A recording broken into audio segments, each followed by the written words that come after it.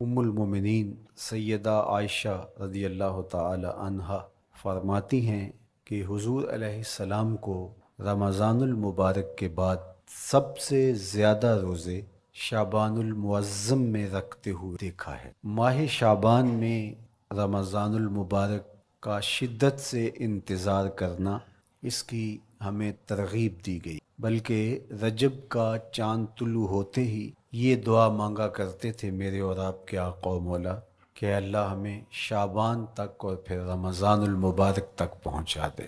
اس مہینے کا آنے والے موسم نور کا استقبال کرنا، اس کے شوق میں بے تابیوں کا اظہار کرنا، یہ اللہ جل شانہ کے ساتھ محبت کی علامت ہے۔ شعبان المعظم کے دن گن گن کے گزارے جائیں کہ اتنے دن رہ گئے ہیں رمضان المبارک میں، اب اتنے دن رہ گئے ہیں رمضان المبارک میں۔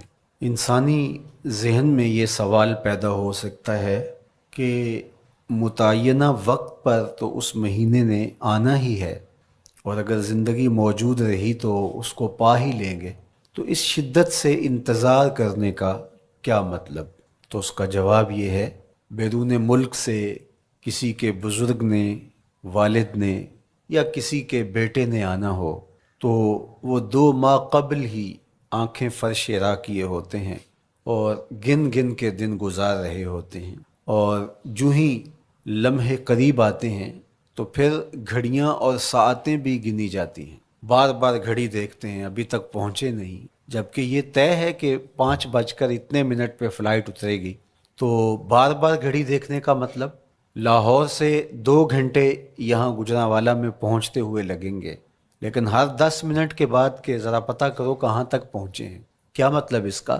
مطلب اس کا یہ ہے کہ جب سینے میں کسی کا انتظار رکھا ہوا ہو تو پھر بے تابیاں، بے چینیاں، اضطراب موجود ہوتا ہے۔ ہم دنیا کے لوگوں کے ساتھ جو ربط و رشتہ رکھتے ہیں اس کے مطابق ان کا انتظار ہوتا ہے۔ کچھ آنے والے ایسے بھی ہوتے ہیں جنہوں نے ہمیں بتایا ہوتا ہے کہ فلاں دن ہم پہنچیں گے، اور وہ دروازے پہ دستک دے رہے ہوتے ہیں اور ہم سو کے اٹھ رہے ہوتے ہیں، اور اچانک جب پتہ چلتا ہے کہ فلاں باہر دروازے پہ دستک دے رہے ہیں تو ہم استقبال تو کر رہے ہوتے ہیں، لیکن ہمارے ذہن میں یہ بھی ہوتا ہے وہ میں بھول گیا، تو اب تو یہ کام بھی میرے ذمے ہے، تو مجھے یاد آ گیا ہوتا۔ تو جن لوگوں کے لیے دل میں محبتوں کی جگہ ہو تو ان کے لیے پھر سارے کام مؤخر کر کے ان کے استقبال کیے جاتے ہیں۔ یہ مہینہ اللہ کی رحمتوں کا موسم بہار ہے، چھم چھم رحمتیں برستی ہیں، انوار اترتے ہیں، گناہگاروں کو آتش دوزخ سے نجات بخش دی جاتی ہے۔ تو اس کا استقبال کرنا، اس کے لیے انتظار کرنا، گن گن کے دن گزارنا، لمحے اور ساعتیں بسر کرتے ہوئے بار بار ماہ سیام کا ذکر کرنا، اس مہینے کے ساتھ محبت کی دلیل ہے، اور اس مہینے کے ساتھ محبت اللہ سے محبت کی دلیل ہے۔ اس لیے اس مہینے کا استقبال کرنا، اس کے لیے تیاری کرنا، اپنے گھر کو صاف کرنا، اس کے لیے اپنی اولاد کے دل میں شوق پیدا کرنا اور ماحول پہلے پیدا کرنے کی کوشش کرنا، تاکہ جو ہی یہ ماہ جلوہ گر ہو تو روزہ رکھنے کا مزاج پیدا ہو چکا ہو، تلاوت کلام مجید کا مزاج پیدا ہو چکا ہو، دیگر نوافل اور اچھے اعمال بجا لانے کی عادت پڑ چکی ہو۔ تو شعبان میں ہی اس کی تیاری ہوتی ہے تاکہ رمضان المبارک آتے ہی ہم پوری طرح سے مستعد اور فعال ہو کر کے اس مہینے کی برکتوں کو سمیٹ لیں۔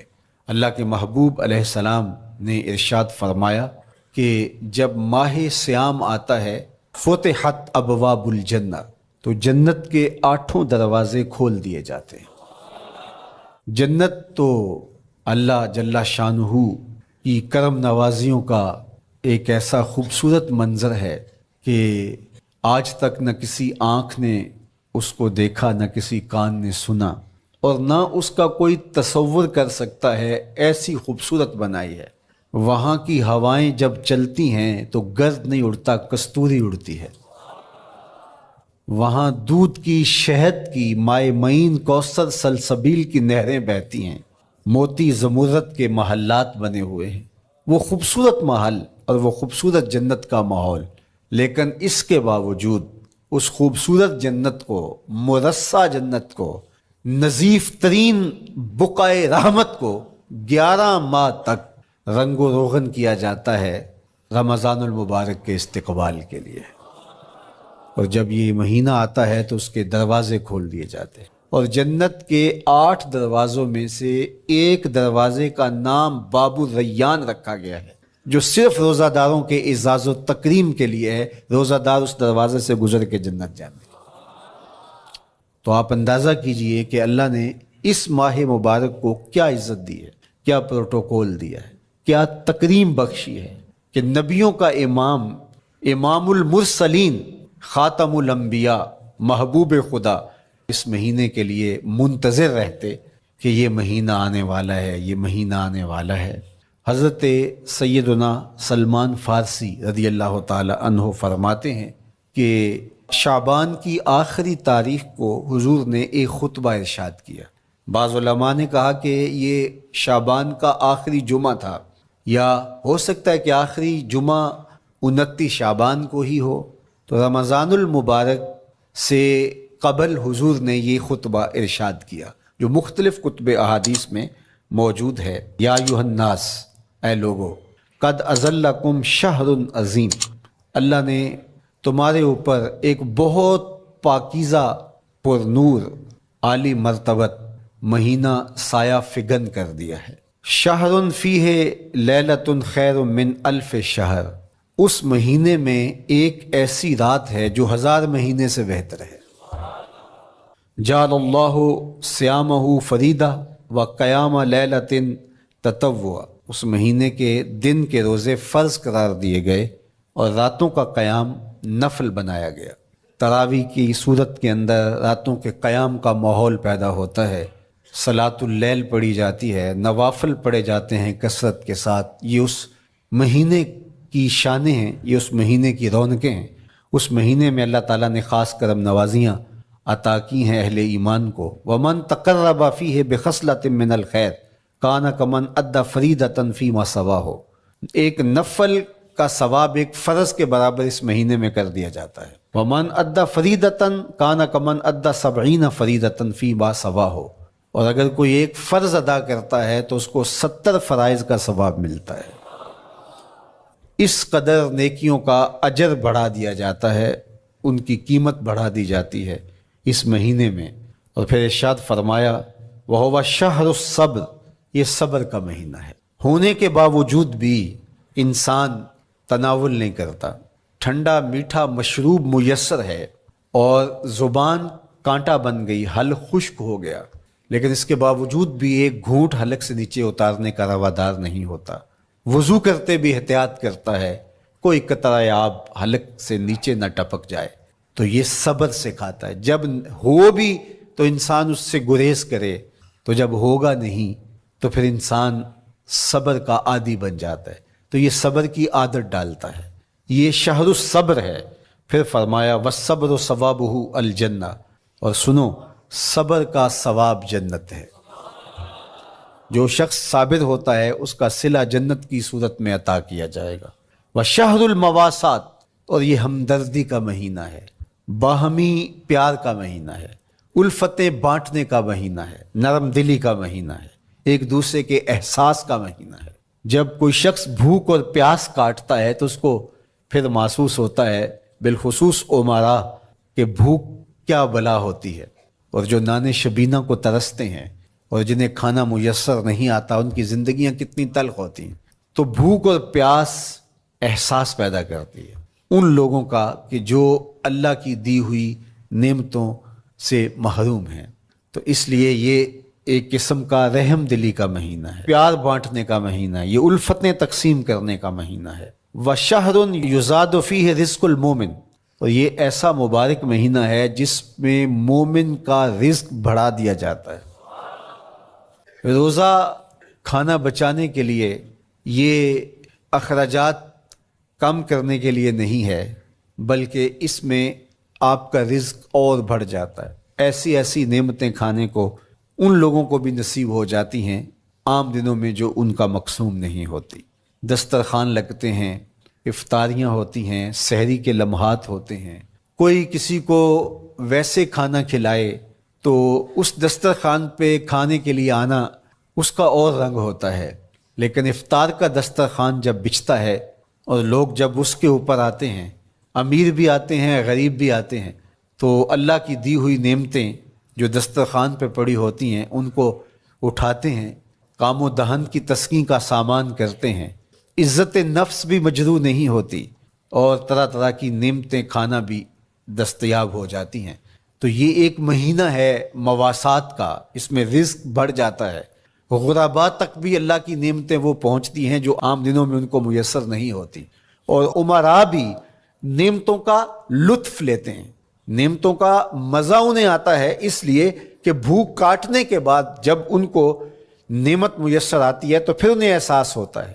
جو شخص ہر وقت سیراب رہتا ہے تو اس کو کیا پتا کہ شدید بھوک کے بعد کھانے کا لطف کیا ہوتا ہے، سخت پیاس کے بعد میٹھا اور ٹھنڈا مشروب جب رگوں کو تر کرتے ہوئے معدے تک پہنچتا ہے تو اس کی طراوت، اس کی ٹھنڈک، اس کی لذت، اس کا کیف و سرور، اس کی عذوبت کس طرح راحت بخشتی ہے۔ اسی لیے میرے اور آپ کے آقا و مولا نے ایک دوسرے مقام پہ ارشاد فرمایا، للصائم فرحتان، فرحۃ عند فطرہ و فرحۃ عند لقاء ربہ۔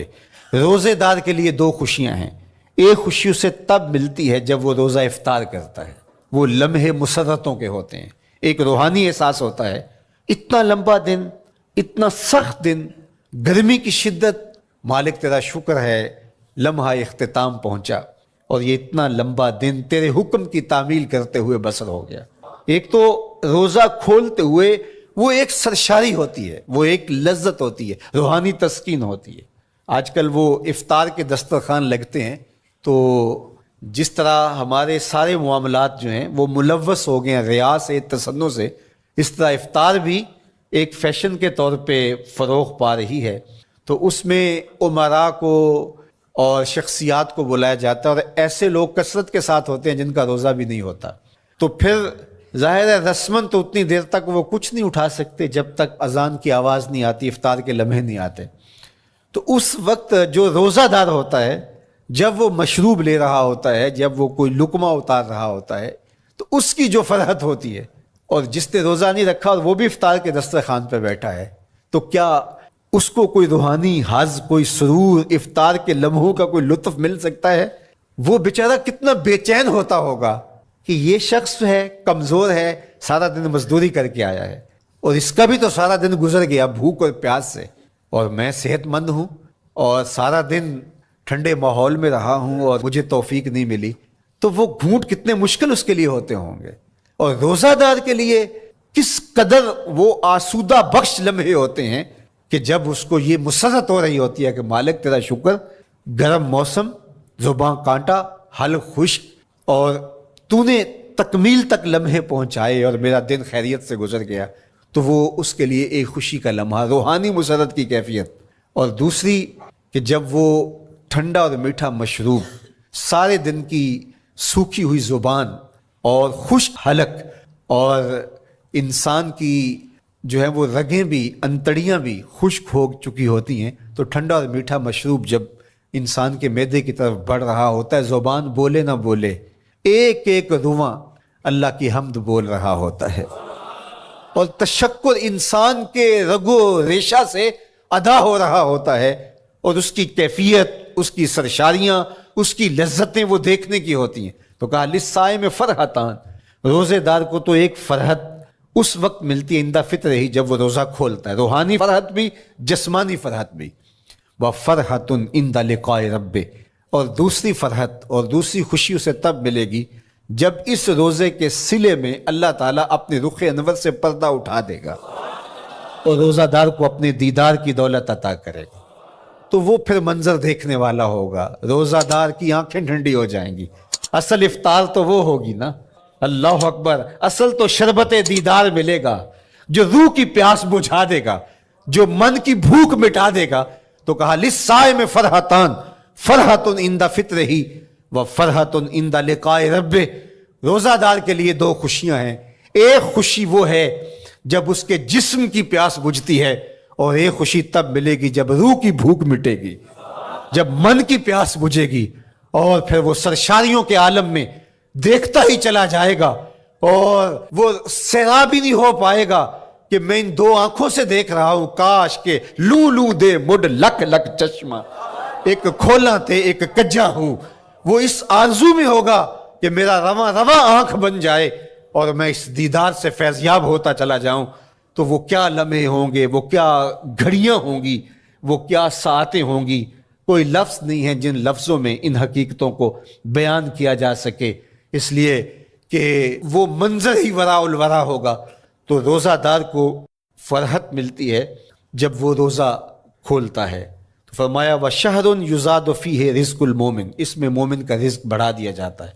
وَمَنْ فَطَّرَ فِيهِ صَائِمًا كَانَ مَغْفِرَةً لِذُنُوبِهِ، جس نے روزہ دار کا روزہ افطار کروایا۔ اللہ کے محبوب فرماتے ہیں کہ ایک تو خود روزہ رکھا، اور دوسری سعادت یہ ہے کہ ماہ صیام میں روزہ دار کا روزہ افطار کروایا۔ آپ شریعت بیضاء کو بنظر عمیق مطالعہ کر کے دیکھیں، ماہ صیام میں بہت زیادہ اس بات پہ زور دیا گیا ہے کہ روزہ افطار کرواؤ۔ اپنے گھر میں بیٹھ کر کے روزہ افطار کر لینا یہ بھی سعادت مندی ہے، روزہ نصیب ہو جائے، لیکن اس بات پہ بہت زور دیا گیا ہے ماہ صیام میں کہ ایک ماحول پیدا ہو، لوگوں کو افطار کروائیں تاکہ تمام لوگوں تک اللہ تعالیٰ کی نعمتیں پہنچیں اور لوگوں تک جو ہے وہ رمضان المبارک کی برکتیں پہنچیں۔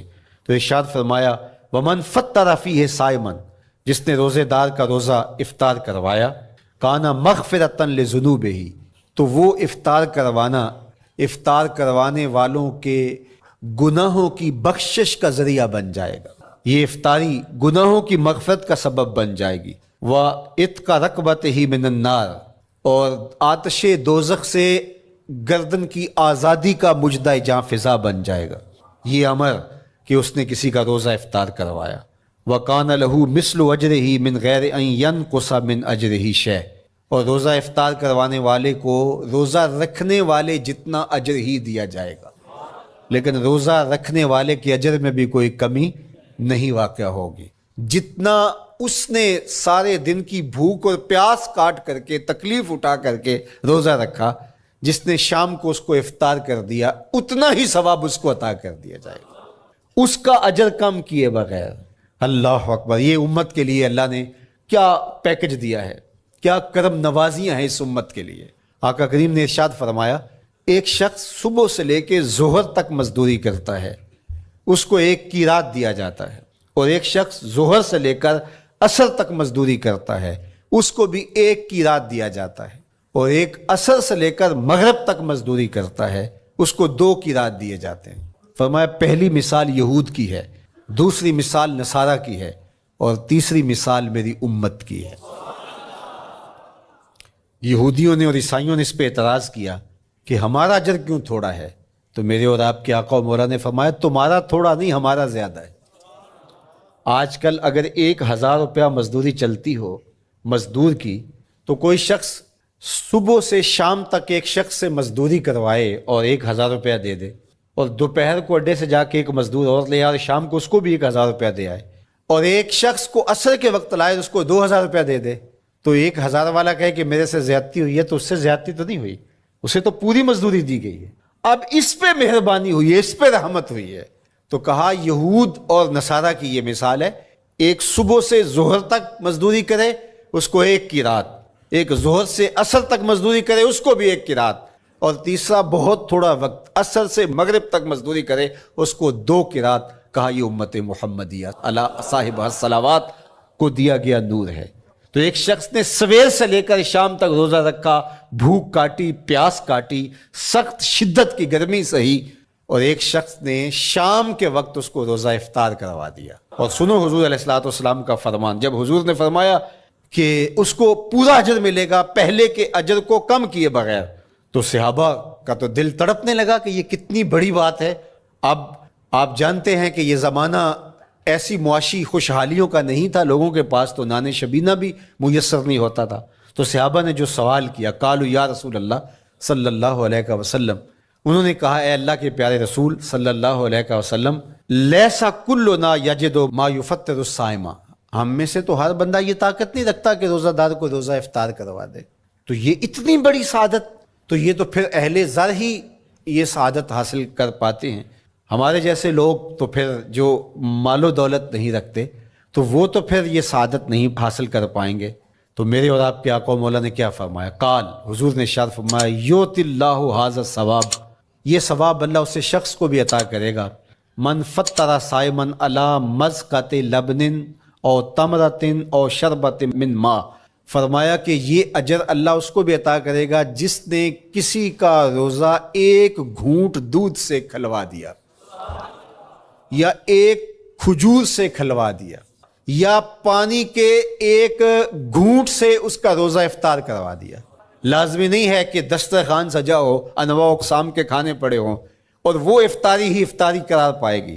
جس نے کسی کو وہاں باہر ٹوٹیوں سے پانی کا گلاس بھر کے، کٹورا بھر کے سادہ پانی بھی پیش کر دیا تو اس کو بھی ثواب مل جائے گا۔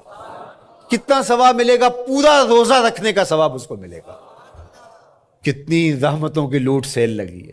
کوئی ایسے بھی بانٹتا ہے، کوئی ایسے بھی کرم نوازیاں ہوتی ہیں، لیکن میرے رب کے خزانے کتنے کھلے ہیں۔ میں نے مدینہ المنورہ میں ایک شخص کو دیکھا کہ وہ روزے کے وقت وہاں سے ہی گلاس لیتا اور زمزم سے بھرتا اور روزہ داروں کے آگے رکھتا چلا جاتا، اور روزانہ اس کا یہ عمل ہوتا۔ نماز عصر کے بعد شروع ہوتا، جتنی اس کی پہنچ ہوتی ہر ایک کے آگے رکھتا چلا جاتا، پانی بھی وہاں سے لیا، گلاس بھی وہاں سے لیا۔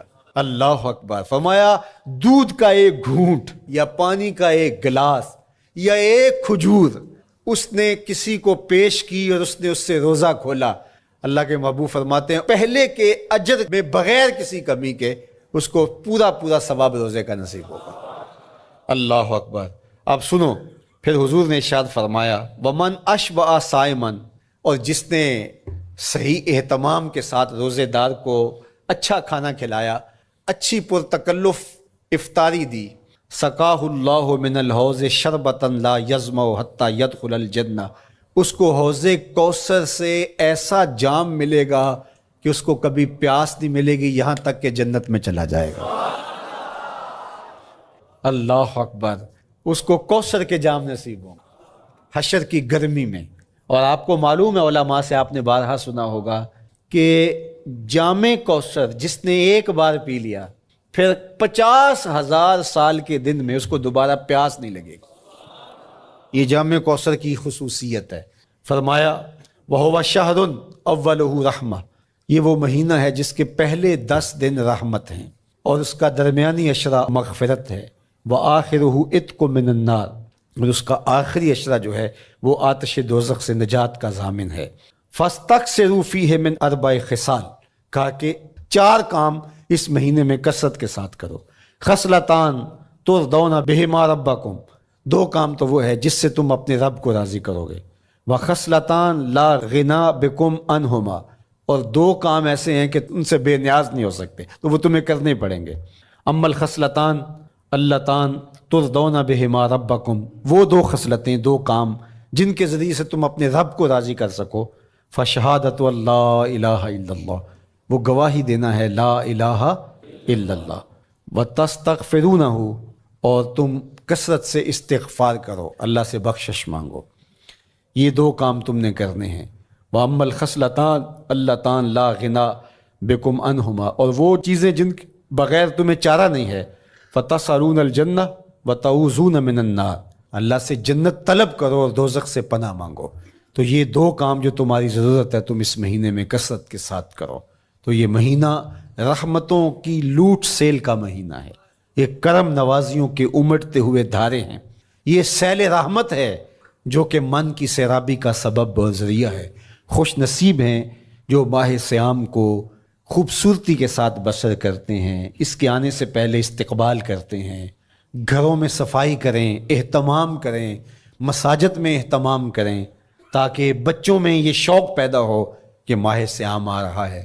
جب ہم بچے تھے تو ہمارے والدین رمضان المبارک سے قبل ہی رمضان المبارک کی تیاریاں شروع کر دیا کرتے تھے۔ اس وقت گھر میں شربت تیار ہوا کرتے تھے گڑ کے، اور وہ پہلے ہی مائیں گھر میں تیاری کرنا شروع کر دیا کرتی تھی. ایک شوق پیدا کرنا مقصود ہوتا ہے. تو کچھ چیزیں ایسی ہیں کہ آرڈر لکھیں اور 1 سیکنڈ میں گھر پہنچ جائے، لیکن کچھ چیزیں یہ جو ہے وہ تیار کرنی چاہیے، شوق پیدا ہو. گھروں کے اندر ماؤں کو چاہیے کہ افطاری کو اہتمام کے ساتھ تیار کریں تاکہ بچوں کو شوق پیدا ہو اور یہ ایک ماحول پیدا ہو، قرآن مجید کی تلاوت کا ماحول پیدا ہو، جاگنے سونے کے جو ہے وہ شیڈول مرتب کیے جائیں، مساجد کی آبادی کا سامان کیا جائے. پچھلے سال تو بڑا اداس رمضان گزرا، اس لیے کہ کرونا کے حوالے سے جس طرح ملکی حالات تھے وہ آپ کے سامنے تھے. اس مرتبہ الحمدللہ اس طرح کے حالات نہیں ہوں گے. کچھ SOPs کو آپ کو فالو کرنا ہوگا، لیکن مسجدوں کی انشاءاللہ رونقیں بحال رہیں گی، اور صلاۃ التراویح اور سحر و افطار کے لمحے، نوافل، تسبیحات، اذکار، نمازوں میں 5 گانہ حاضریاں، یہ کیسا خوبصورت ماحول ہوتا ہے. رحمتیں برس رہی ہوتی ہیں، انوار اتر رہے ہوتے ہیں، اور وہ کیا خوبصورت لمحے ہوتے ہیں اور کیا گھڑیاں ہوتی ہیں. انشاءاللہ امسال مرکز مصطفیٰ کے اندر صلاۃ التراویح کے لیے خاص طور پہ ہم اہتمام کر رہے ہیں. میری آرزو تھی کہ جب مرکز کی تکمیل ہو تو پھر رمضان المبارک کا اہتمام کے ساتھ جو ہے وہ ہم انتظام و انصرام کیا کریں گے. چونکہ اس سے قبل بہت سارے تعمیراتی کاموں کی وجہ سے ہم الجھے رہتے تھے، لیکن اللہ کے فضل سے اب مرحلہ اول کی تکمیل ہو گئی اور مرحلہ ثانی کی طرف ہم بڑھنے والے ہیں. تو اس رمضان المبارک کے اندر ہمارے لیے بیٹھنے کی جگہ، خواتین کے لیے انتظام، افطار کے لیے، سحر کے لیے، دوستوں کے لیے انشاءاللہ خوبصورت اہتمام ہوگا. بہت اچھے قاری قرآن جو ہے وہ صلاۃ التراویح پڑھائیں گے، تو وہ میٹھے اور دل آویز لہجے اور مرکز کا ماحول انشاءاللہ ذکر و فکر کے حلقے بھی ہوں گے، دروس قرآن کے حلقے بھی ہوں گے. تو ایک ماحول انشاءاللہ پیدا ہو، اور انشاءاللہ میں بھی آپ کے ساتھ ماہ صیام میں موجود رہوں گا. ام المومنین سیدہ عائشہ رضی اللہ تعالی عنہا فرماتی ہیں کہ حضور علیہ السلام کو رمضان المبارک کے بعد سب سے زیادہ روزے شعبان المعظم میں رکھتے ہوئے دیکھا ہے. ماہ شعبان میں رمضان المبارک کا شدت سے انتظار کرنا، اس کی ہمیں ترغیب دی گئی، بلکہ رجب کا چاند طلوع ہوتے ہی یہ دعا مانگا کرتے تھے میرے اور آپ کے آقا و مولا کہ اللہ ہمیں شعبان تک اور پھر رمضان المبارک تک پہنچا دے. اس مہینے کا آنے والے موسم نور کا استقبال کرنا، اس کے شوق میں بے تابیوں کا اظہار کرنا، یہ اللہ جل شانہ کے ساتھ محبت کی علامت ہے. شعبان المعظم کے دن گن گن کے گزارے جائیں کہ اتنے دن رہ گئے ہیں رمضان المبارک میں، اب اتنے دن رہ گئے ہیں رمضان المبارک میں. انسانی ذہن میں یہ سوال پیدا ہو سکتا ہے کہ متعینہ وقت پر تو اس مہینے نے آنا ہی ہے، اور اگر زندگی موجود رہی تو اس کو پا ہی لیں گے، تو اس شدت سے انتظار کرنے کا کیا مطلب؟ تو اس کا جواب یہ ہے، بیرون ملک سے کسی کے بزرگ نے، والد نے یا کسی کے بیٹے نے آنا ہو تو وہ 2 ماہ قبل ہی آنکھیں فرش راہ کیے ہوتے ہیں اور گن گن کے دن گزار رہے ہوتے ہیں، اور جو ہی لمحے قریب آتے ہیں تو پھر گھڑیاں اور ساعتیں بھی گنی جاتی ہیں. بار بار گھڑی دیکھتے ہیں، ابھی تک پہنچے نہیں، جبکہ یہ طے ہے کہ 5:02 پہ فلائٹ اترے گی. تو بار بار گھڑی دیکھنے کا مطلب لاہور سے 2 گھنٹے یہاں گجرانوالہ میں پہنچتے ہوئے لگیں گے، لیکن ہر 10 منٹ کے بعد کہ ذرا پتہ کرو کہاں تک پہنچے ہیں. کیا مطلب اس کا؟ مطلب اس کا یہ ہے کہ جب سینے میں کسی کا انتظار رکھا ہوا ہو تو پھر بے تابیاں، بے چینیاں، اضطراب موجود ہوتا ہے. ہم دنیا کے لوگوں کے ساتھ جو ربط و رشتہ رکھتے ہیں اس کے مطابق ان کا انتظار ہوتا ہے. کچھ آنے والے ایسے بھی ہوتے ہیں جنہوں نے ہمیں بتایا ہوتا ہے کہ فلاں دن ہم پہنچیں گے، اور وہ دروازے پہ دستک دے رہے ہوتے ہیں اور ہم سو کے اٹھ رہے ہوتے ہیں، اور اچانک جب پتہ چلتا ہے کہ فلاں باہر دروازے پہ دستک دے رہے ہیں تو ہم استقبال تو کر رہے ہوتے ہیں، لیکن ہمارے ذہن میں یہ بھی ہوتا ہے وہ میں بھول گیا، تو اب تو یہ کام بھی میرے ذمے ہے، تو مجھے یاد آ گیا ہوتا. تو جن لوگوں کے لیے دل میں محبتوں کی جگہ ہو تو ان کے لیے پھر سارے کام مؤخر کر کے ان کے استقبال کیے جاتے ہیں۔ یہ مہینہ اللہ کی رحمتوں کا موسم بہار ہے، چھم چھم رحمتیں برستی ہیں، انوار اترتے ہیں، گناہ گاروں کو آتش دوزخ سے نجات بخش دی جاتی ہے۔ تو اس کا استقبال کرنا، اس کے لیے انتظار کرنا، گن گن کے دن گزارنا، لمحے اور ساعتیں بسر کرتے ہوئے بار بار ماہ سیام کا ذکر کرنا، اس مہینے کے ساتھ محبت کی دلیل ہے، اور اس مہینے کے ساتھ محبت اللہ سے محبت کی دلیل ہے۔ اس لیے اس مہینے کا استقبال کرنا، اس کے لیے تیاری کرنا، اپنے گھر کو صاف کرنا، اس کے لیے اپنی اولاد کے دل میں شوق پیدا کرنا اور ماحول پہلے پیدا کرنے کی کوشش کرنا، تاکہ جو ہی یہ ماہ جلوہ گر ہو تو روزہ رکھنے کا مزاج پیدا ہو چکا ہو، تلاوت کلام مجید کا مزاج پیدا ہو چکا ہو، دیگر نوافل اور اچھے اعمال بجا لانے کی عادت پڑ چکی ہو۔ تو شعبان میں ہی اس کی تیاری ہوتی ہے تاکہ رمضان المبارک آتے ہی ہم پوری طرح سے مستعد اور فعال ہو کر کے اس مہینے کی برکتوں کو سمیٹ لیں۔ اللہ کے محبوب علیہ السلام نے ارشاد فرمایا کہ جب ماہ سیام آتا ہے فتحت ابواب الجنہ، تو جنت کے 8 دروازے کھول دیے جاتے ہیں۔ جنت تو اللہ جل شانہ کی کرم نوازیوں کا ایک ایسا خوبصورت منظر ہے کہ آج تک نہ کسی آنکھ نے اس کو دیکھا، نہ کسی کان نے سنا، اور نہ اس کا کوئی تصور کر سکتا ہے، ایسی خوبصورت بنائی ہے۔ وہاں کی ہوائیں جب چلتی ہیں تو گرد نہیں اڑتا، کستوری اڑتی ہے۔ وہاں دودھ کی، شہد کی، مائے معین، کوثر، سلسبیل کی نہریں بہتی ہیں، موتی زمرد کے محلات بنے ہوئے ہیں۔ وہ خوبصورت محل اور وہ خوبصورت جنت کا ماحول، لیکن اس کے باوجود اس خوبصورت جنت کو، مرصع جنت کو، نظیف ترین بقعۂ رحمت کو 11 ماہ تک رنگ و روغن کیا جاتا ہے رمضان المبارک کے استقبال کے لیے۔ اور جب یہ مہینہ آتا ہے تو اس کے دروازے کھول دیے جاتے ہیں، اور جنت کے 8 دروازوں میں سے ایک دروازے کا نام باب الریان رکھا گیا ہے، جو صرف روزہ داروں کے اعزاز و تکریم کے لیے ہے۔ روزہ دار اس دروازے سے گزر کے جنت جانے۔ تو آپ اندازہ کیجئے کہ اللہ نے اس ماہ مبارک کو کیا عزت دی ہے، کیا پروٹوکول دیا ہے، کیا تکریم بخشی ہے کہ نبیوں کا امام، امام المرسلین، خاتم الانبیاء، محبوب خدا اس مہینے کے لیے منتظر رہتے کہ یہ مہینہ آنے والا ہے، یہ مہینہ آنے والا ہے۔ حضرت سیدنا سلمان فارسی رضی اللہ تعالی عنہ فرماتے ہیں کہ شعبان کی آخری تاریخ کو حضور نے ایک خطبہ ارشاد کیا۔ بعض علماء نے کہا کہ یہ شعبان کا آخری جمعہ تھا، یا ہو سکتا ہے کہ آخری جمعہ 29 شعبان کو ہی ہو۔ تو رمضان المبارک سے قبل حضور نے یہ خطبہ ارشاد کیا، جو مختلف کتب احادیث میں موجود ہے۔ یا ایھا الناس، اے لوگو، قد اظلکم شہر عظیم، اللہ نے تمہارے اوپر ایک بہت پاکیزہ، پر نور، عالی مرتبت مہینہ سایہ فگن کر دیا ہے۔ شہر فیہ لیلۃ خیر من الف شہر، اس مہینے میں ایک ایسی رات ہے جو 1000 مہینے سے بہتر ہے۔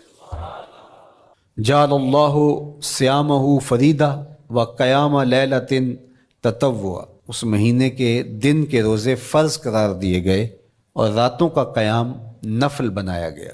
تراویح کی صورت کے اندر راتوں کے قیام کا ماحول پیدا ہوتا ہے، صلاۃ اللیل پڑھی جاتی ہے، نوافل پڑھے جاتے ہیں کثرت کے ساتھ۔ یہ اس مہینے کی شانیں ہیں، یہ اس مہینے کی رونقیں ہیں۔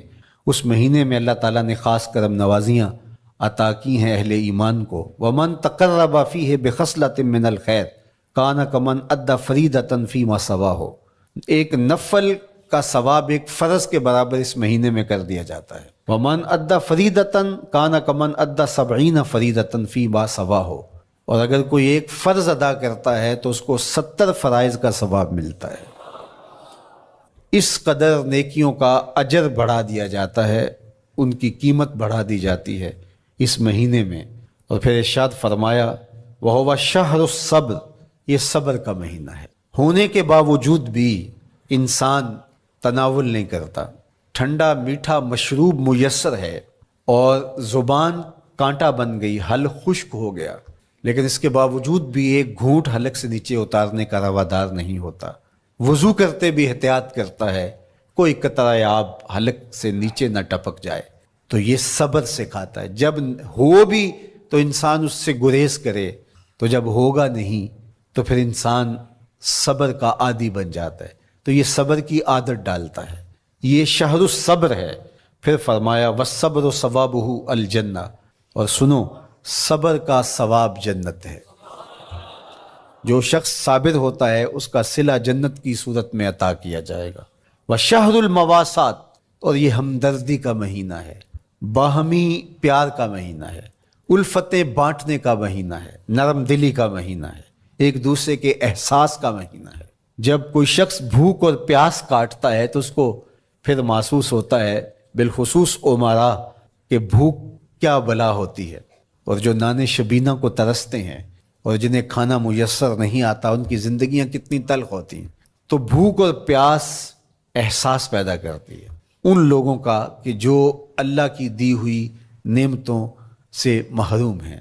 تو اس لیے یہ ایک قسم کا رحم دلی کا مہینہ ہے، پیار بانٹنے کا مہینہ ہے، یہ الفتیں تقسیم کرنے کا مہینہ ہے۔ وَشَهْرٌ يُزَادُ فِيهِ رِزْقُ الْمُؤْمِنِ، اور یہ ایسا مبارک مہینہ ہے جس میں مومن کا رزق بڑھا دیا جاتا ہے۔ روزہ کھانا بچانے کے لیے، یہ اخراجات کم کرنے کے لیے نہیں ہے، بلکہ اس میں آپ کا رزق اور بڑھ جاتا ہے۔ ایسی ایسی نعمتیں کھانے کو ان لوگوں کو بھی نصیب ہو جاتی ہیں عام دنوں میں جو ان کا مقسوم نہیں ہوتی۔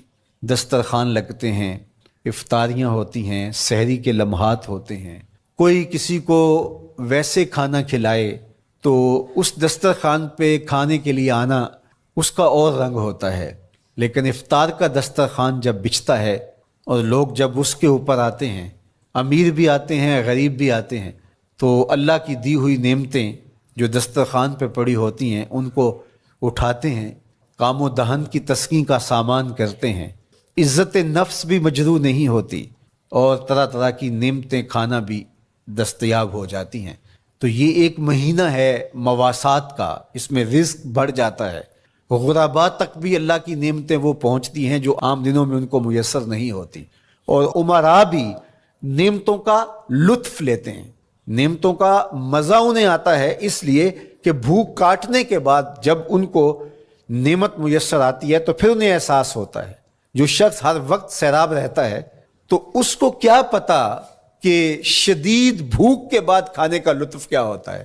سخت پیاس کے بعد میٹھا اور ٹھنڈا مشروب جب رگوں کو تر کرتے ہوئے معدے تک پہنچتا ہے تو اس کی تراوت، اس کی ٹھنڈک، اس کی لذت، اس کا کیف و سرور، اس کی عذوبت کس طرح راحت بخشتی ہے۔ اسی لیے میرے اور آپ کے آقا و مولا نے ایک دوسرے مقام پہ ارشاد فرمایا للصائم فرحتان، فرحۃ عند فطرہ و فرحۃ عند لقاء ربہ، روزے دار کے لیے دو خوشیاں ہیں، ایک خوشی اسے تب ملتی ہے جب وہ روزہ افطار کرتا ہے، وہ لمحے مسرتوں کے ہوتے ہیں، ایک روحانی احساس ہوتا ہے، اتنا لمبا دن، اتنا سخت دن، گرمی کی شدت، مالک تیرا شکر ہے لمحہ اختتام پہنچا، اور یہ اتنا لمبا دن تیرے حکم کی تعمیل کرتے ہوئے بسر ہو گیا۔ ایک تو روزہ کھولتے ہوئے وہ ایک سرشاری ہوتی ہے، وہ ایک لذت ہوتی ہے، روحانی تسکین ہوتی ہے۔ آج کل وہ افطار کے دسترخوان لگتے ہیں تو جس طرح ہمارے سارے معاملات جو ہیں وہ ملوث ہو گئے ہیں ریا سے، تصنع سے، اس طرح افطار بھی ایک فیشن کے طور پہ فروغ پا رہی ہے۔ تو اس میں امراء کو اور شخصیات کو بلایا جاتا ہے، اور ایسے لوگ کثرت کے ساتھ ہوتے ہیں جن کا روزہ بھی نہیں ہوتا، تو پھر ظاہر ہے رسماً تو اتنی دیر تک وہ کچھ نہیں اٹھا سکتے جب تک اذان کی آواز نہیں آتی، افطار کے لمحے نہیں آتے۔ تو اس وقت جو روزہ دار ہوتا ہے جب وہ مشروب لے رہا ہوتا ہے، جب وہ کوئی لقمہ اتار رہا ہوتا ہے، تو اس کی جو فرحت ہوتی ہے، اور جس نے روزہ نہیں رکھا اور وہ بھی افطار کے دسترخوان پہ بیٹھا ہے، تو کیا اس کو کوئی روحانی حظ، کوئی سرور، افطار کے لمحوں کا کوئی لطف مل سکتا ہے؟ وہ بیچارہ کتنا بے چین ہوتا ہوگا کہ یہ شخص ہے کمزور ہے، سارا دن مزدوری کر کے آیا ہے، اور اس کا بھی تو سارا دن گزر گیا بھوک اور پیاس سے، اور میں صحت مند ہوں اور سارا دن ٹھنڈے ماحول میں رہا ہوں اور مجھے توفیق نہیں ملی، تو وہ گھونٹ کتنے مشکل اس کے لیے ہوتے ہوں گے۔ اور روزہ دار کے لیے کس قدر وہ آسودہ بخش لمحے ہوتے ہیں کہ جب اس کو یہ مسرت ہو رہی ہوتی ہے کہ مالک تیرا شکر، گرم موسم، زباں کانٹا، حلق خشک، اور تو نے تکمیل تک لمحے پہنچائے اور میرا دن خیریت سے گزر گیا، تو وہ اس کے لیے ایک خوشی کا لمحہ، روحانی مسرت کی کیفیت۔ اور دوسری کہ جب وہ ٹھنڈا اور میٹھا مشروب، سارے دن کی سوکھی ہوئی زبان اور خشک حلق، اور انسان کی جو ہے وہ رگیں بھی، انتڑیاں بھی خشک ہو چکی ہوتی ہیں، تو ٹھنڈا اور میٹھا مشروب جب انسان کے معدے کی طرف بڑھ رہا ہوتا ہے، زبان بولے نہ بولے، ایک ایک رواں اللہ کی حمد بول رہا ہوتا ہے، اور تشکر انسان کے رگو ریشہ سے ادا ہو رہا ہوتا ہے، اور اس کی کیفیت، اس کی سرشاریاں، اس کی لذتیں وہ دیکھنے کی ہوتی ہیں۔ تو کہا للصائم فرحتان، روزے دار کو تو ایک فرحت اس وقت ملتی ہے عند فطر ہی، جب وہ روزہ کھولتا ہے، روحانی فرحت بھی، جسمانی فرحت بھی۔ وَفَرْحَةٌ عِنْدَ لِقَاءِ رَبِّهِ، اور دوسری فرحت اور دوسری خوشی اسے تب ملے گی جب اس روزے کے صلے میں اللہ تعالیٰ اپنے رخ انور سے پردہ اٹھا دے گا اور روزہ دار کو اپنے دیدار کی دولت عطا کرے گا، تو وہ پھر منظر دیکھنے والا ہوگا، روزہ دار کی آنکھیں ٹھنڈی ہو جائیں گی۔ اصل افطار تو وہ ہوگی نا، اللہ اکبر، اصل تو شربت دیدار ملے گا جو روح کی پیاس بجھا دے گا، جو من کی بھوک مٹا دے گا۔ تو کہا للصائم فرحتان، فرحۃ عند فطرہ وفرحۃ عند لقاء ربہ، روزہ دار کے لیے دو خوشیاں ہیں، ایک خوشی وہ ہے جب اس کے جسم کی پیاس بجھتی ہے، اور ایک خوشی تب ملے گی جب روح کی بھوک مٹے گی، جب من کی پیاس بجھے گی، اور پھر وہ سرشاریوں کے عالم میں دیکھتا ہی چلا جائے گا، اور وہ سیراب ہی نہیں ہو پائے گا کہ میں ان دو آنکھوں سے دیکھ رہا ہوں، کاش کہ لوں لوں دے مڈ لک لک چشمہ، ایک کھولا تے ایک کجا ہوں۔ وہ اس آرزو میں ہوگا کہ میرا رواں رواں آنکھ بن جائے اور میں اس دیدار سے فیضیاب ہوتا چلا جاؤں۔ تو وہ کیا لمحے ہوں گے، وہ کیا گھڑیاں ہوں گی، وہ کیا ساعتیں ہوں گی، کوئی لفظ نہیں ہے جن لفظوں میں ان حقیقتوں کو بیان کیا جا سکے، اس لیے کہ وہ منظر ہی وراء الورا ہوگا۔ تو روزہ دار کو فرحت ملتی ہے جب وہ روزہ کھولتا ہے۔ تو فرمایا وَشَهْرٌ يُزَادُ فِيهِ رِزْقُ الْمُؤْمِنِ، اس میں مومن کا رزق بڑھا دیا جاتا ہے۔ وَمَنْ فَطَّرَ فِيهِ صَائِمًا كَانَ مَغْفِرَةً لِذُنُوبِهِ، جس نے روزہ دار کا روزہ افطار کروایا۔ اللہ کے محبوب فرماتے ہیں کہ ایک تو خود روزہ رکھا، اور دوسری سعادت یہ ہے کہ ماہ صیام میں روزہ دار کا روزہ افطار کروایا۔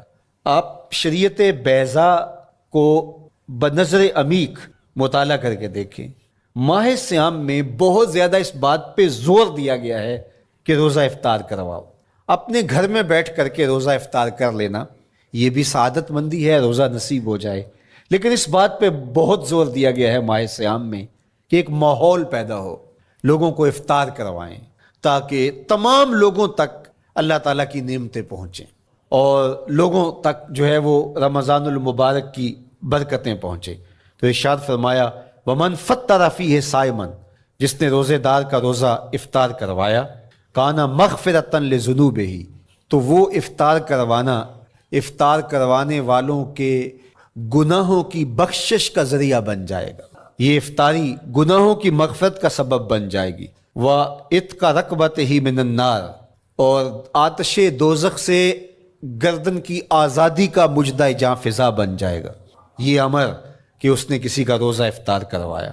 وَقَانَ لَهُ مِثْلُ أَجْرِهِ مِنْ غَيْرِ أَنْ يَنْقُصَ مِنْ أَجْرِهِ شَيْءٌ، اور روزہ افطار کروانے والے کو روزہ رکھنے والے جتنا اجر ہی دیا جائے گا، لیکن روزہ رکھنے والے کے اجر میں بھی کوئی کمی نہیں واقع ہوگی۔ جتنا اس نے سارے دن کی بھوک اور پیاس کاٹ کر کے، تکلیف اٹھا کر کے روزہ رکھا، جس نے شام کو اس کو افطار کر دیا، اتنا ہی ثواب اس کو عطا کر دیا جائے گا۔ اس کا اجر کم کیے بغیر۔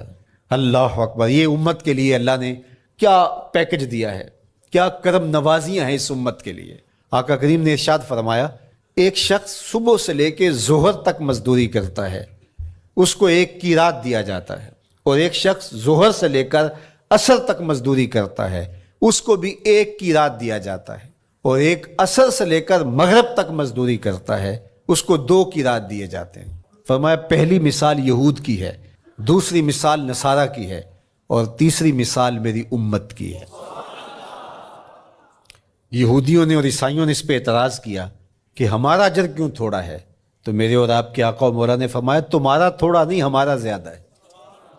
آج کل اگر 1000 روپیہ مزدوری چلتی ہو مزدور کی، تو کوئی شخص صبح سے شام تک ایک شخص سے مزدوری کروائے اور 1000 روپیہ دے دے، اور دوپہر کو اڈے سے جا کے ایک مزدور اور لے آئے اور شام کو اس کو بھی 1000 روپیہ دے آئے، اور ایک شخص کو عصر کے وقت لائے اس کو 2000 روپیہ دے دے، تو 1000 والا کہے کہ میرے سے زیادتی ہوئی ہے، تو اس سے زیادتی تو نہیں ہوئی، اسے تو پوری مزدوری دی گئی ہے۔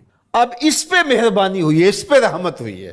تو کہا یہود اور نصارہ کی یہ مثال ہے، ایک صبح سے ظہر تک مزدوری کرے اس کو 1 قیراط، ایک ظہر سے عصر تک مزدوری کرے اس کو بھی 1 قیراط، اور تیسرا بہت تھوڑا وقت عصر سے مغرب تک مزدوری کرے اس کو 2 قیراط۔ کہا یہ امت محمدیہ علی صاحب الصلوات کو دیا گیا نور ہے۔ تو ایک شخص نے سویر سے لے کر شام تک روزہ رکھا، بھوک کاٹی، پیاس کاٹی، سخت شدت کی گرمی سہی، اور ایک شخص نے شام کے وقت اس کو روزہ افطار کروا دیا۔ اور سنو حضور علیہ الصلوۃ والسلام کا فرمان، جب حضور نے فرمایا کہ اس کو پورا اجر ملے گا پہلے کے اجر کو کم کیے بغیر، تو صحابہ کا تو دل تڑپنے لگا کہ یہ کتنی بڑی بات ہے۔ اب آپ جانتے ہیں کہ یہ زمانہ ایسی معاشی خوشحالیوں کا نہیں تھا، لوگوں کے پاس تو نان شبینہ بھی میسر نہیں ہوتا تھا۔ تو صحابہ نے جو سوال کیا، قالوا یا رسول اللہ صلی اللہ علیہ وسلم، انہوں نے کہا اے اللہ کے پیارے رسول صلی اللہ علیہ وسلم، لیسا کلنا یجد ما یفطر الصائم، ہم میں سے تو ہر بندہ یہ طاقت نہیں رکھتا کہ روزہ دار کو روزہ افطار کروا دے۔ تو یہ اتنی بڑی سعادت، تو یہ تو پھر اہل زر ہی یہ سعادت حاصل کر پاتے ہیں۔ ہمارے جیسے لوگ تو پھر جو مال و دولت نہیں رکھتے تو وہ تو پھر یہ سعادت نہیں حاصل کر پائیں گے۔ تو میرے اور آپ کے آقا و مولا نے کیا فرمایا؟ قال، حضور نے ارشاد فرمایا یؤتی اللہ ھذا الثواب، یہ ثواب اللہ اسے شخص کو بھی عطا کرے گا، من فطر صائما علی مزقۃ لبن او تمرۃ او شربۃ من ماء، فرمایا کہ یہ اجر اللہ اس کو بھی عطا کرے گا جس نے کسی کا روزہ ایک گھونٹ دودھ سے کھلوا دیا، یا ایک کھجور سے کھلوا دیا، یا پانی کے ایک گھونٹ سے اس کا روزہ افطار کروا دیا۔ لازمی نہیں ہے کہ دسترخوان سجا ہو، انواع اقسام کے کھانے پڑے ہوں، اور وہ افطاری ہی افطاری قرار پائے گی۔ جس نے کسی کو وہاں باہر ٹوٹیوں سے پانی کا گلاس بھر کے، کٹورا بھر کے سادہ پانی بھی پیش کر دیا تو اس کو بھی ثواب مل جائے گا۔ کتنا ثواب ملے گا؟ پورا روزہ رکھنے کا ثواب اس کو ملے گا۔ کتنی رحمتوں کی لوٹ سیل لگی ہے، کوئی ایسے بھی بانٹتا ہے، کوئی ایسے بھی کرم نوازیاں ہوتی ہیں، لیکن میرے رب کے خزانے کتنے کھلے ہیں۔ میں نے مدینہ المنورہ میں ایک شخص کو دیکھا کہ وہ روزے کے وقت وہاں سے ہی گلاس لیتا اور زمزم سے بھرتا اور روزہ داروں کے آگے رکھتا چلا جاتا، اور روزانہ اس کا یہ عمل ہوتا، نماز عصر کے بعد شروع ہوتا، جتنی اس کی پہنچ ہوتی ہر ایک کے آگے رکھتا چلا جاتا، پانی بھی وہاں سے لیا، گلاس بھی وہاں سے لیا۔ اللہ اکبر، فرمایا دودھ کا ایک گھونٹ یا پانی کا ایک گلاس یا ایک کھجور اس نے کسی کو پیش کی اور اس نے اس سے روزہ کھولا، اللہ کے محبوب فرماتے ہیں پہلے کے اجر میں بغیر کسی کمی کے اس کو پورا ثواب روزے کا نصیب ہوگا۔ اللہ اکبر۔ اب سنو، پھر حضور نے ارشاد فرمایا ومن اشبع صائما، اور جس نے صحیح اہتمام کے ساتھ روزے دار کو اچھا کھانا کھلایا، اچھی پرتکلف افطاری دی، سقاہ اللہ من الحوض شربتا لا یظمأ حتی یدخل الجنہ، اس کو حوض کوثر سے ایسا جام ملے گا کہ اس کو کبھی پیاس نہیں ملے گی یہاں تک کہ جنت میں چلا جائے گا۔ اللہ اکبر، اس کو کوثر کے جام نصیب ہوں حشر کی گرمی میں۔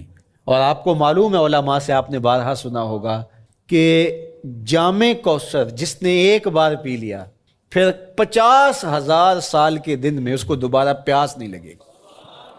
یہ جام کوثر کی خصوصیت ہے۔ فرمایا وَهُوَ شَهْرٌ أَوَّلُهُ رَحْمَةٌ، یہ وہ مہینہ ہے جس کے پہلے 10 دن رحمت ہیں اور اس کا درمیانی عشرہ مغفرت ہے۔ وَآخِرُهُ عِتْقٌ مِّنَ النَّارِ، اور اس کا آخری عشرہ جو ہے وہ آتش دوزخ سے نجات کا ضامن ہے۔ فَاسْتَكْثِرُوا فِيهِ مِنْ 4 خصال، کہا کہ 4 کام اس مہینے میں کثرت کے ساتھ کرو۔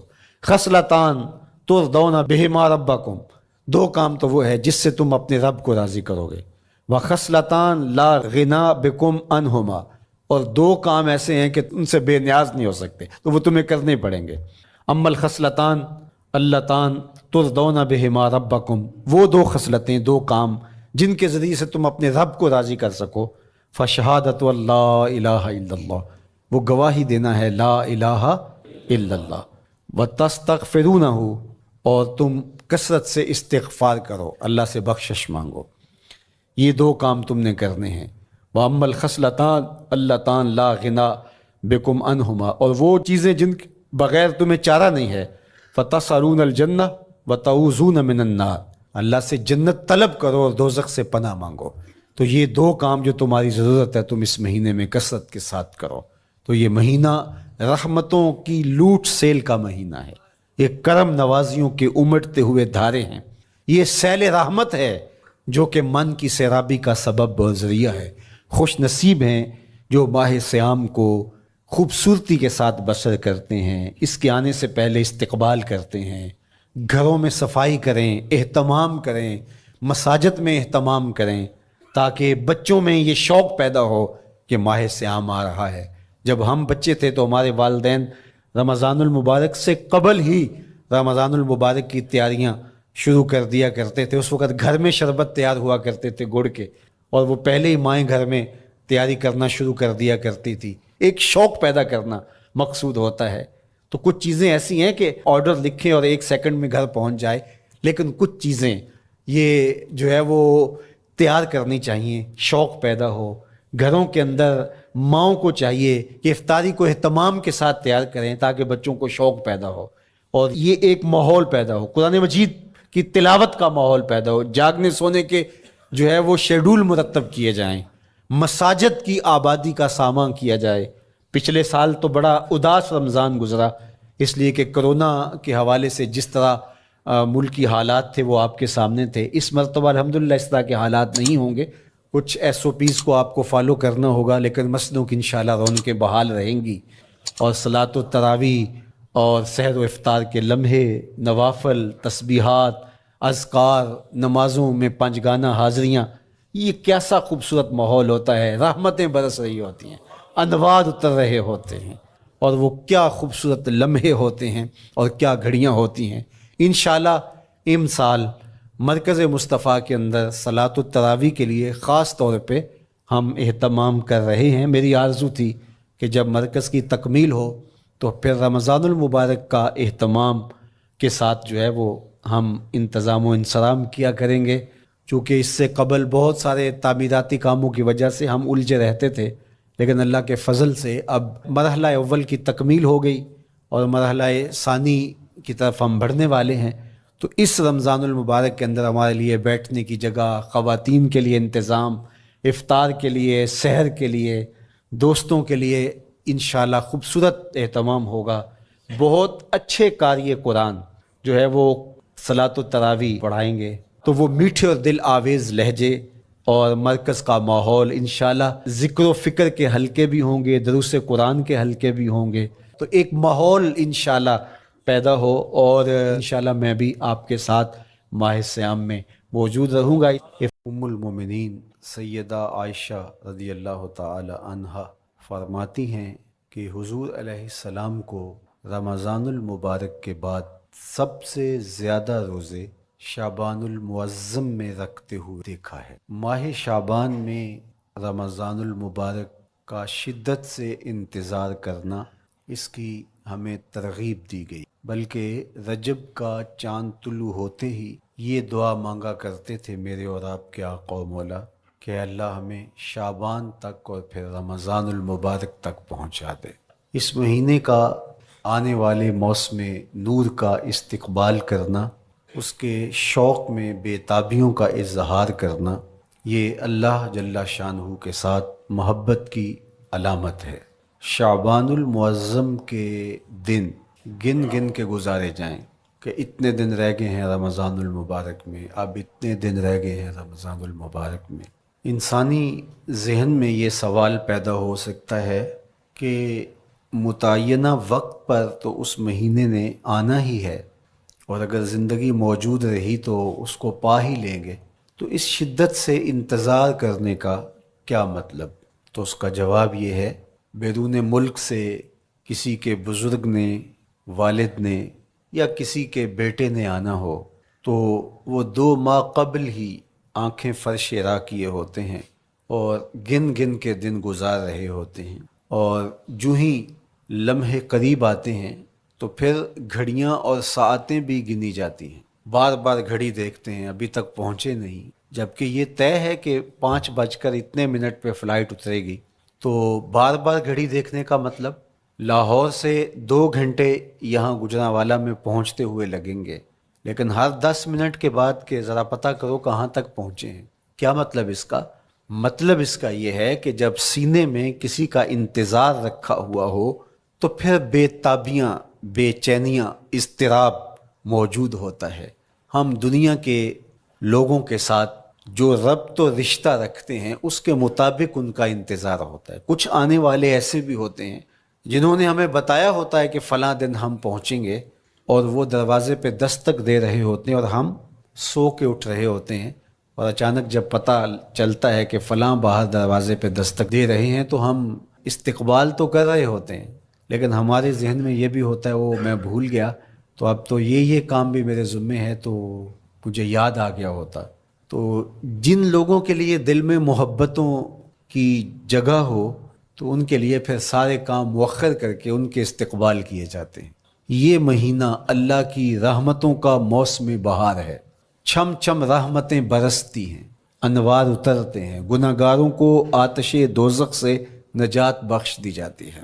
تو اس کا استقبال کرنا، اس کے لیے انتظار کرنا، گن گن کے دن گزارنا، لمحے اور ساعتیں بسر کرتے ہوئے بار بار ماہ سیام کا ذکر کرنا، اس مہینے کے ساتھ محبت کی دلیل ہے، اور اس مہینے کے ساتھ محبت اللہ سے محبت کی دلیل ہے۔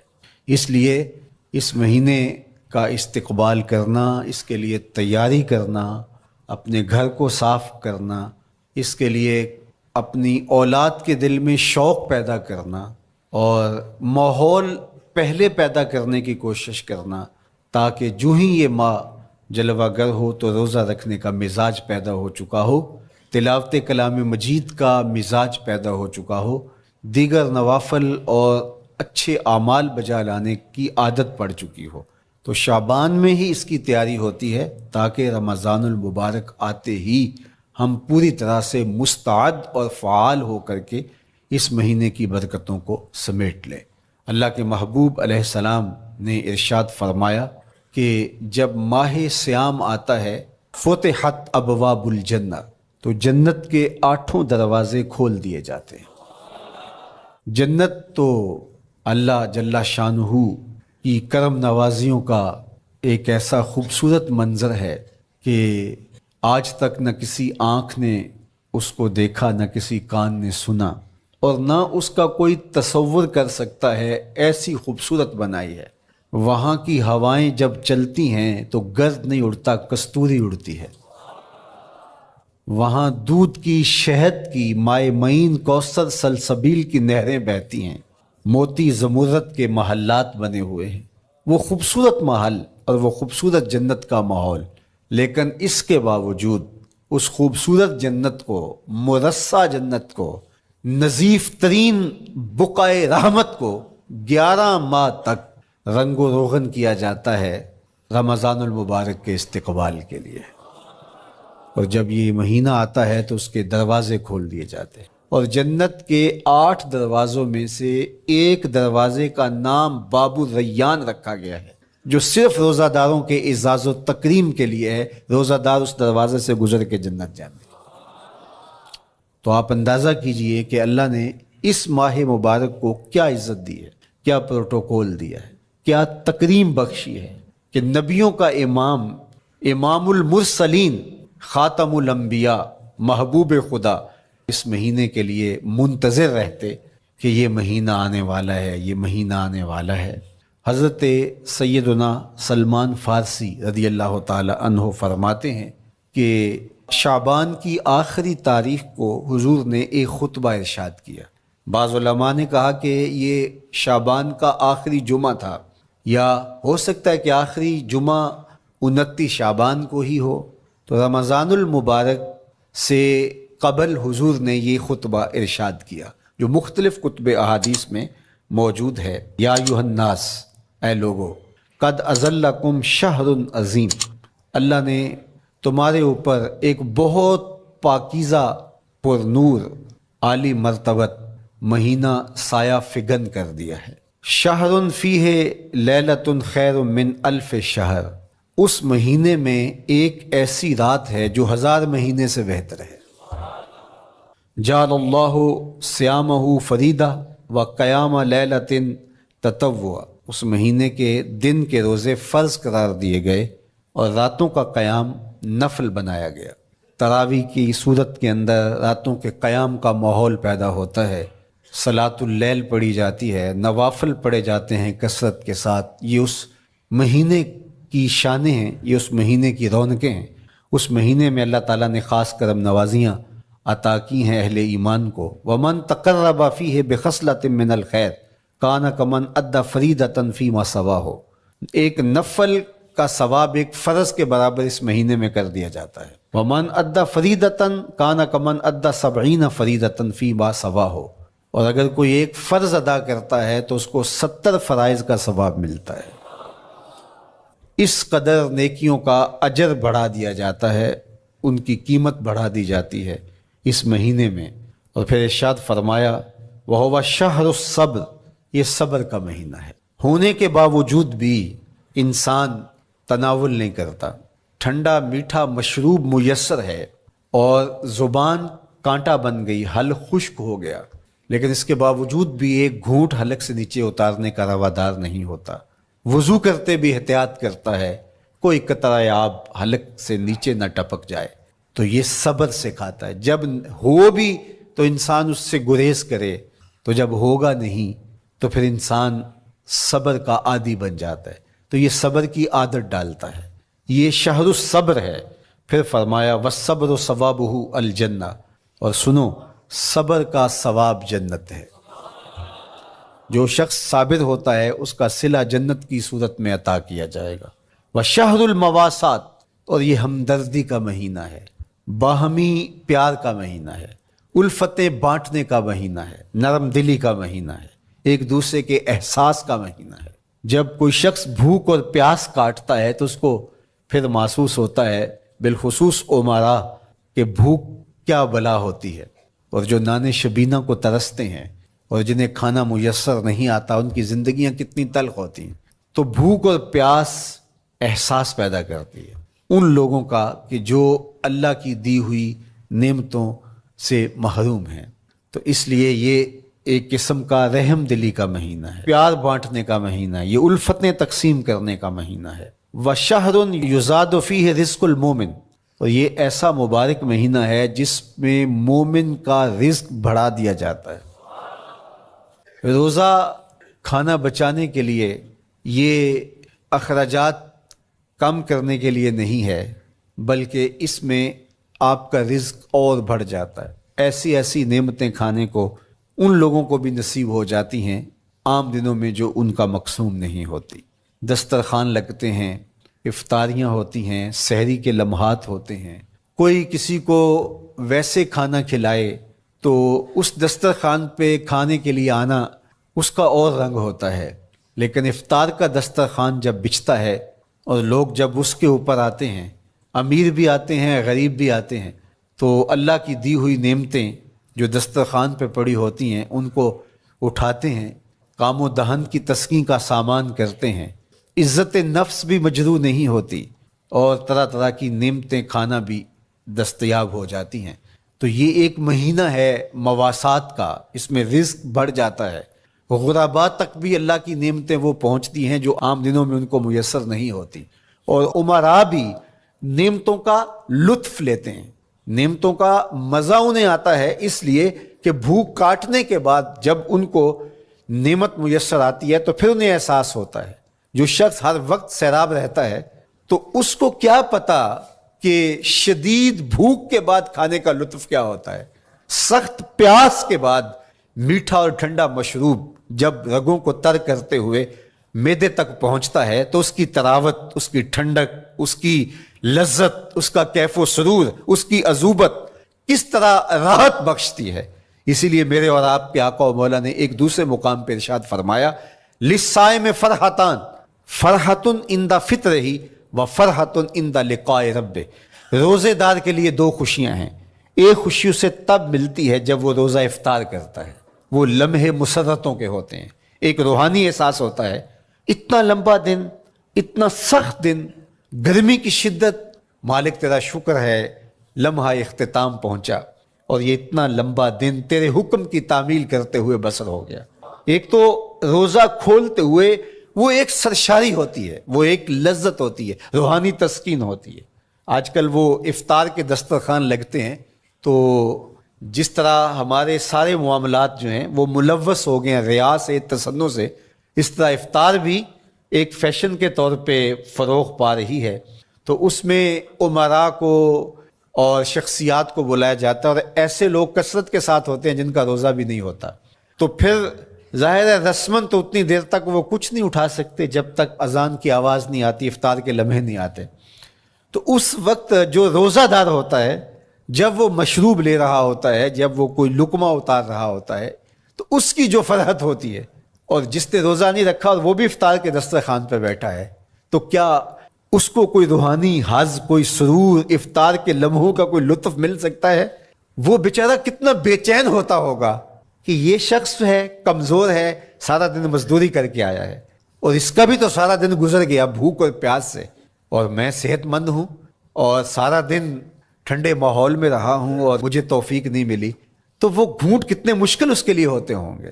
اور روزہ دار کے لیے کس قدر وہ آسودہ بخش لمحے ہوتے ہیں کہ جب اس کو یہ مسرت ہو رہی ہوتی ہے کہ مالک تیرا شکر، گرم موسم، زباں کانٹا، حلق خشک، اور تو نے تکمیل تک لمحے پہنچائے اور میرا دن خیریت سے گزر گیا، تو وہ اس کے لیے ایک خوشی کا لمحہ، روحانی مسرت کی کیفیت۔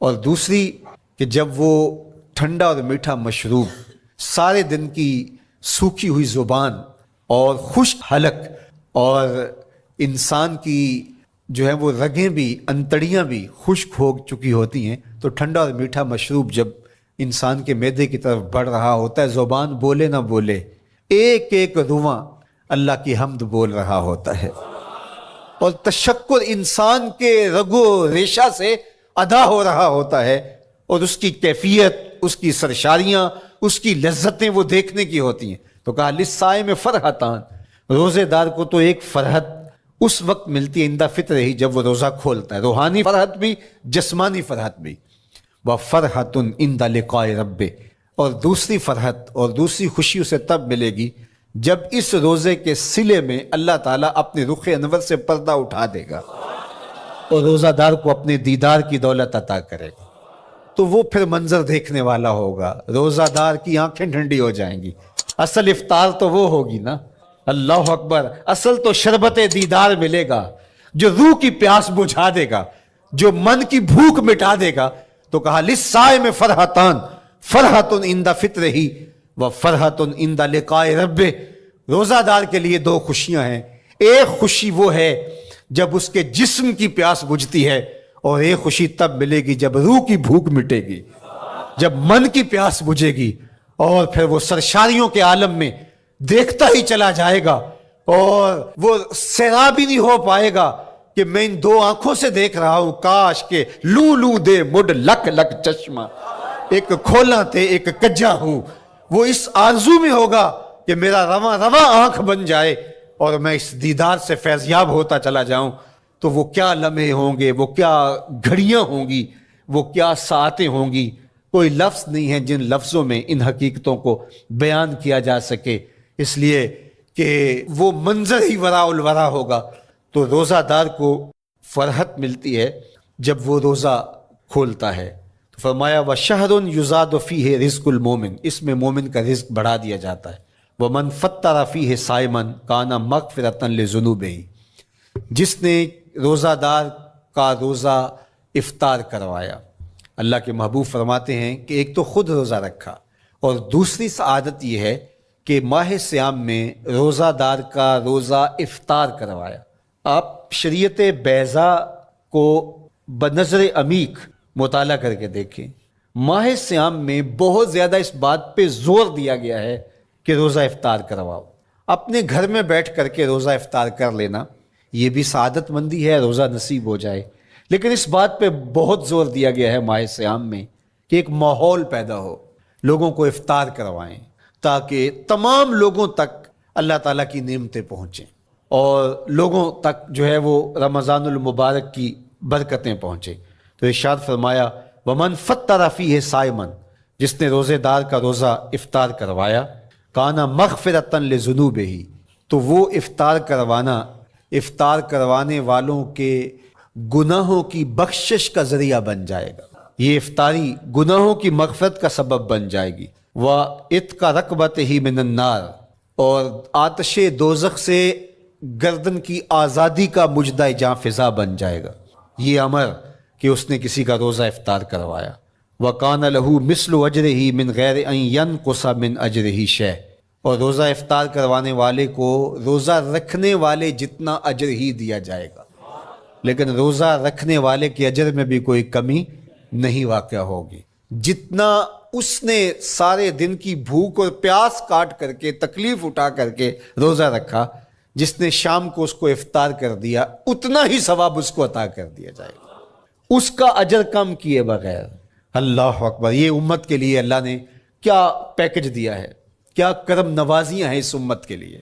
آقا کریم نے ارشاد فرمایا ایک شخص صبح سے لے کے ظہر تک مزدوری کرتا ہے، اس کو ایک قیراط دیا جاتا ہے، اور ایک شخص ظہر سے لے کر عصر تک مزدوری کرتا ہے، اس کو بھی ایک قیراط دیا جاتا ہے، اور ایک عصر سے لے کر مغرب تک مزدوری کرتا ہے، اس کو 2 قیراط دیے جاتے ہیں۔ فرمایا پہلی مثال یہود کی ہے، دوسری مثال نصارہ کی ہے، اور تیسری مثال میری امت کی ہے۔ یہودیوں نے اور عیسائیوں نے اس پہ اعتراض کیا کہ ہمارا اجر کیوں تھوڑا ہے، تو میرے اور آپ کے آقا و مولا نے فرمایا تمہارا تھوڑا نہیں، ہمارا زیادہ ہے۔ آج کل اگر 1000 روپیہ مزدوری چلتی ہو مزدور کی، تو کوئی شخص صبح سے شام تک ایک شخص سے مزدوری کروائے اور 1000 روپیہ دے دے، اور دوپہر کو اڈے سے جا کے ایک مزدور اور لے آئے اور شام کو اس کو بھی 1000 روپیہ دے آئے، اور ایک شخص کو عصر کے وقت لائے اس کو 2000 روپیہ دے دے، تو 1000 والا کہے کہ میرے سے زیادتی ہوئی ہے، تو اس سے زیادتی تو نہیں ہوئی، اسے تو پوری مزدوری دی گئی ہے، اب اس پہ مہربانی ہوئی ہے، اس پہ رحمت ہوئی ہے۔ تو کہا یہود اور نصارہ کی یہ مثال ہے، ایک صبح سے ظہر تک مزدوری کرے اس کو 1 قیراط، ایک ظہر سے عصر تک مزدوری کرے اس کو بھی 1 قیراط، اور تیسرا بہت تھوڑا وقت عصر سے مغرب تک مزدوری کرے اس کو 2 قیراط۔ کہا یہ امت محمدیہ علی صاحب الصلوات کو دیا گیا نور ہے۔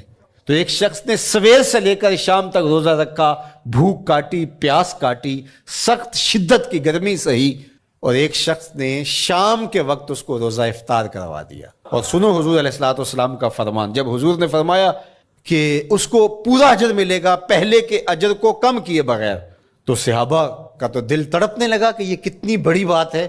اب آپ جانتے ہیں کہ یہ زمانہ ایسی معاشی خوشحالیوں کا نہیں تھا، لوگوں کے پاس تو نان شبینہ بھی میسر نہیں ہوتا تھا، تو صحابہ نے جو سوال کیا، قالوا یا رسول اللہ صلی اللہ علیہ وسلم، انہوں نے کہا اے اللہ کے پیارے رسول صلی اللہ علیہ وسلم، لیسا کلنا یجد ما یفطر الصائم، ہم میں سے تو ہر بندہ یہ طاقت نہیں رکھتا کہ روزہ دار کو روزہ افطار کروا دے، تو یہ اتنی بڑی سعادت، تو یہ تو پھر اہل زر ہی یہ سعادت حاصل کر پاتے ہیں، ہمارے جیسے لوگ تو پھر جو مال و دولت نہیں رکھتے تو وہ تو پھر یہ سعادت نہیں حاصل کر پائیں گے۔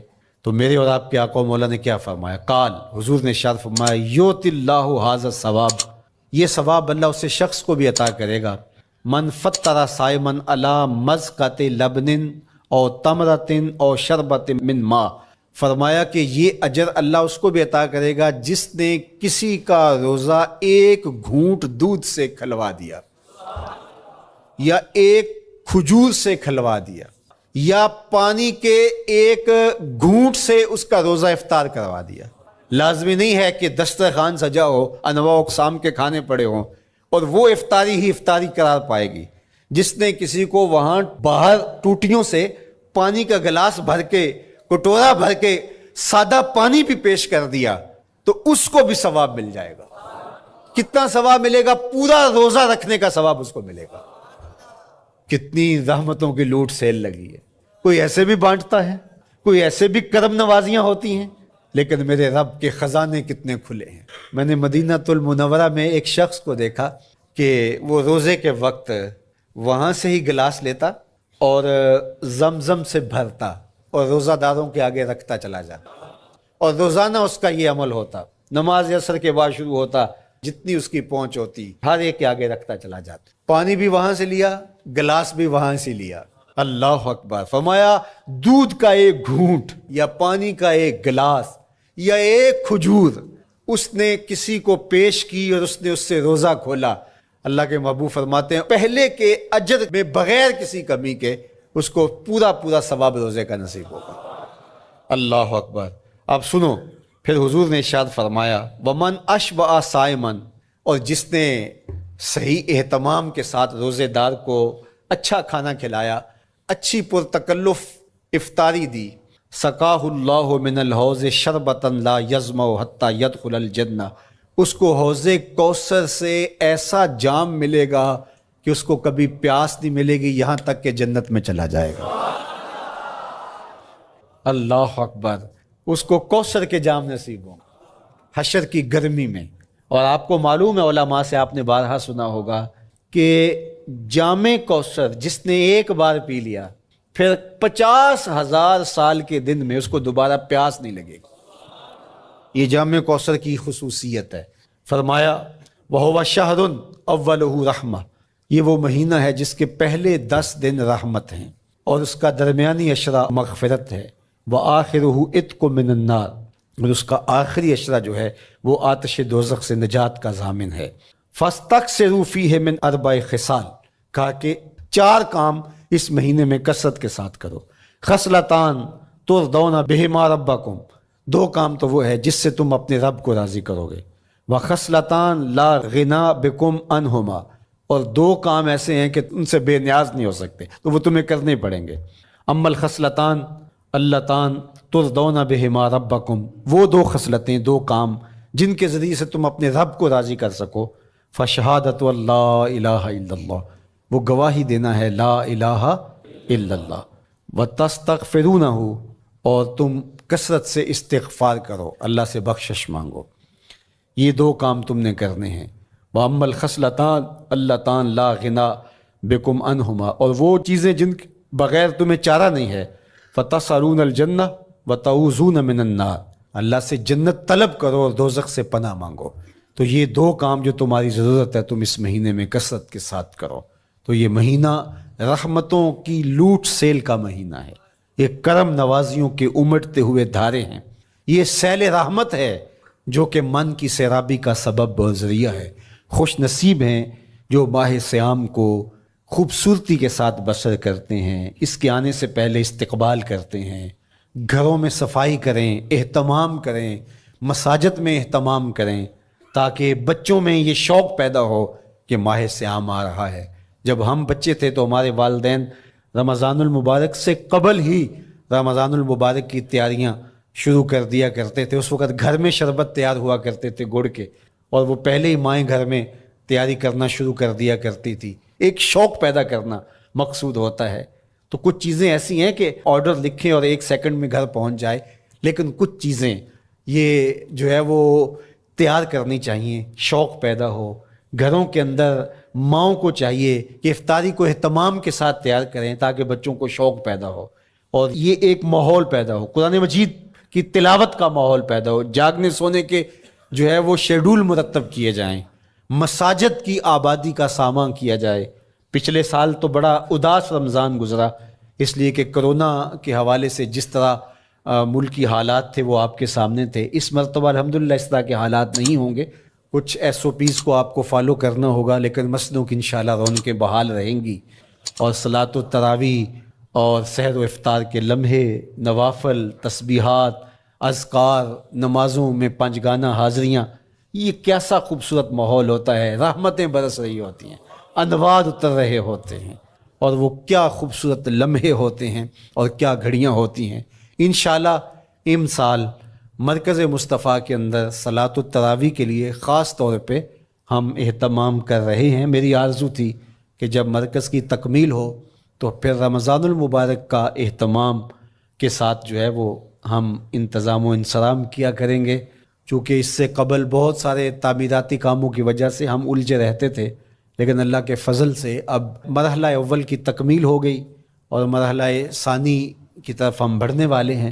تو اس رمضان المبارک کے اندر ہمارے لیے بیٹھنے کی جگہ، خواتین کے لیے انتظام، افطار کے لیے، سحر کے لیے، دوستوں کے لیے انشاءاللہ خوبصورت اہتمام ہوگا۔